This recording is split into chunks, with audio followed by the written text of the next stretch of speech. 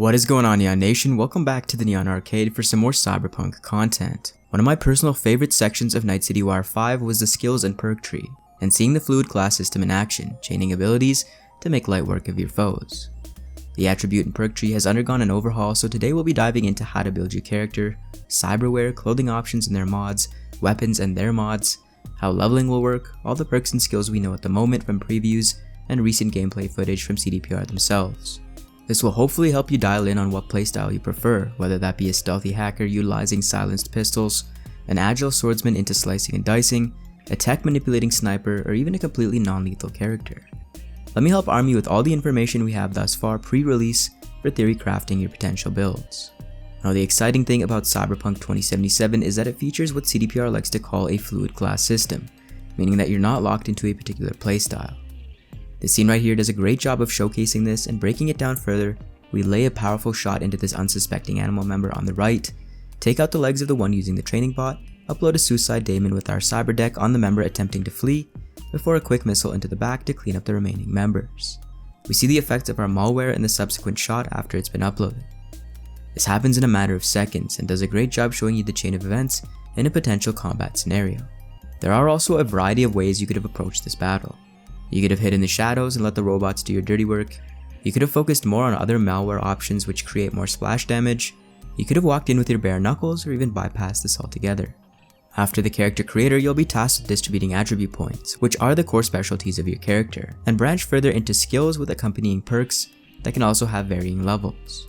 Your core attributes are reflexes, body, technical ability, intelligence, and cool, each leveled up to a maximum of 20. Reflexes determine your reaction and attack speed.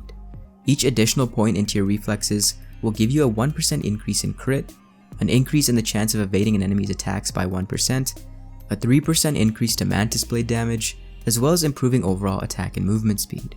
This attribute affects your overall proficiency with rifles, pistols, and revolvers, and your level in reflexes will also affect how quickly you gain EXP for related skills. Under reflexes, we have specific skills including handguns, rifles, and blades, which each have perk trees. I'll compile a list of all the perks that we know after we go through the attributes to see them all in one place so you can get an idea of your favorites. Next, we have technical ability, which determines how much of a tech specialist you are. It improves your proficiency with tech weapons and your effectiveness against drones, mechs, and robots in combat. Each level increases your armor by 5%. Tech also has the ability to unlock dialogue options in the world, as do all the other attributes, as well as new paths that only those with technical knowledge can interact with. Under technical ability, we have crafting and engineering as the skills, each with their own perk trees. Next, we have body, which increases your physical abilities including your max health, stamina, accuracy, your melee damage, and your prowess with anything that requires strength, like using heavy weapons and ripping open doors. We don't have specific number values for this attribute yet, but we do have the names of the skill trees, including Street Brawler, Athletics, and Annihilation. Next, we have intelligence, which is the main attribute of seasoned netrunners, letting you hack your way through Night City's devices and targets. The skills under the intelligence attribute are device and target hacking, which should be self-explanatory. This is the one skill here where cyberware really comes into play. Having a cyber deck, aka the operating system of the body, giving you access to more daemons and hacking program slots, as well as RAM expansion slots, will help you utilize these perks to the best of your ability. In fact, for all the trees, cyberware does play a big role in getting the most out of your specific perks and attributes, but again, we'll get to that later. The final attribute we have is cool, which is all about staying calm under pressure, which means dealing with stressful situations more typical of a stealthy or assassin playthrough. Under cool, we have the stealth and cold blood skill trees. All in all, there are 12 skills which fall under 5 attributes. There are around 20 perks under each of these trees, meaning that there are around 240 perks in total for you to play with. Let's take a look at some of the ones that have been revealed so far. First up, let's start with reflexes under blades. First, we have the Dragon Strike perk, where strong attacks will inflict a bleeding effect and deal 15% extra damage. Unfair Advantage deals 10% more damage to enemies with higher max HP than you. Ninja unlocks a bullet blocking ability that will deflect bullets, and the ability to perform dash attacks. As a Genji main, I approve of this message. Flight of the Sparrow, one of the newer ones we've seen, reduces the stamina cost of all attacks with blades by 50%. Under Rifle, still in the reflex attribute, we only know of one perk so far named Punisher, where killing an enemy will nullify the sway and spread of your weapon for 10 seconds. Finally, under Handguns, we have a redacted perk, which will grant you an armor boost for 20 seconds after landing a critical hit. Under technical ability, we first have the crafting perks. Revamp increases the sale price of a crafted item by 25%. Master Gunsmith gives you a 5% chance of getting an additional prototype component as crafting material for every item made. R&D allows you to upgrade items to the legendary quality level. Crafting will also allow you to craft mods for clothing which will boost your defensive stats through armor. Again, like Cyberware, we will get into this. Under the engineering skill tree, our first perk is Crazy Science, which increases tech weapon damage by 25%. Mech Looter means that you can loot scrap from drones, robots, and mechs with a 30% chance of finding weapon parts. Blast Shielding reduces explosion damage by 10%. Shrapnel adds 20 additional damage to all previous effects. Grenadier makes the explosion radius of grenades visible. Reverse Engineering allows you to remove weapon mods. You Can't Touch This makes you immune to your own grenade damage. Next up, we have the body perks. Under Street Brawler, we have Gorilla, which boosts critical hit chance to 60% for 10 seconds after you kill an enemy. Under Athletics, we have Hard MF, which increases armor and resistances by 20% for 10 seconds. Gladiator reduces damage taken while blocking by 20%. Regeneration allows you to slowly regenerate health in combat. Pack Mule doubles your carrying capacity. Invincible increases maximum health by 10%. Superhero Landing reduces fall damage by 5%. Multitasker allows you to shoot while sprinting, sliding, and jumping at the same time. Transporter allows you to shoot and sprint while carrying a body. Under the final skill tree, we have Annihilation. Another redacted perk grants a 50% reduction in recoil for 6 seconds after dismembering an enemy. Next up, we have the Intelligence perks. Under Device Hacking, we have Transmigration, which increases breach time protocol by 25%. Under Target Hacking, we have Master Memory, which increases memory regeneration speed by 25%. This seems particularly lethal with the legendary Raven Micro-Cybernetics Cyber Deck, which also buffs memory regeneration speed. Finally, we have Cool.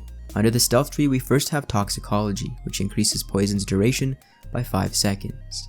Embrace the Shadow gives a 25% HP regeneration when in stealth. Crouching Tiger increases movement speed by 30% when in stealth. Attraction and Repulsion will allow you to push grabbed enemies. Dagger Dealer gives you the ability to use throwing knives. Hidden Dragon unlocks the ability to perform aerial takedowns.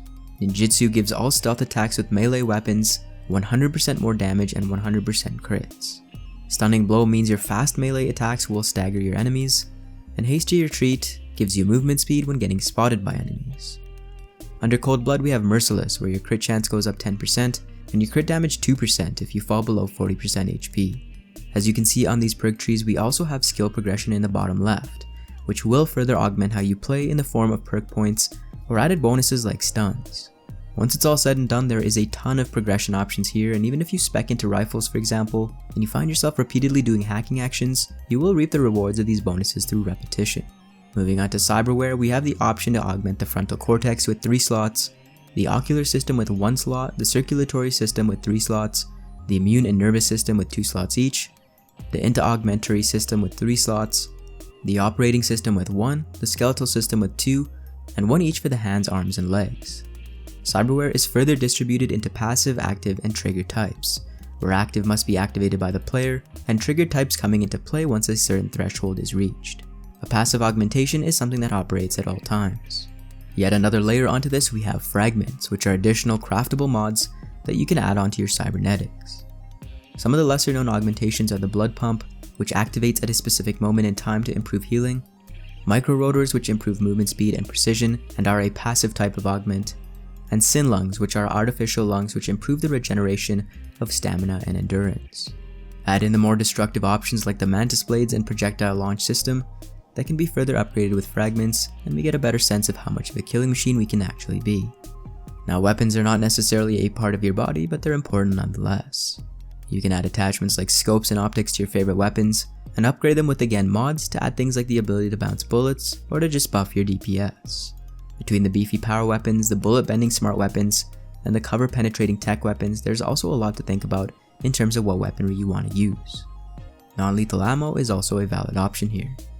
Finally, we have clothing, which is not simply cosmetic. Not only will you have innate stats to boost things like street cred depending on the clothing option, but we also have mod slots for things like armor, health, and stamina. And there you guys have it, some preliminary details to mull over for the 2-ish weeks until 2077 launches on December 10th. As always, thank you guys for joining, and for more Cyberpunk, make sure you're subscribed to the Neon Arcade.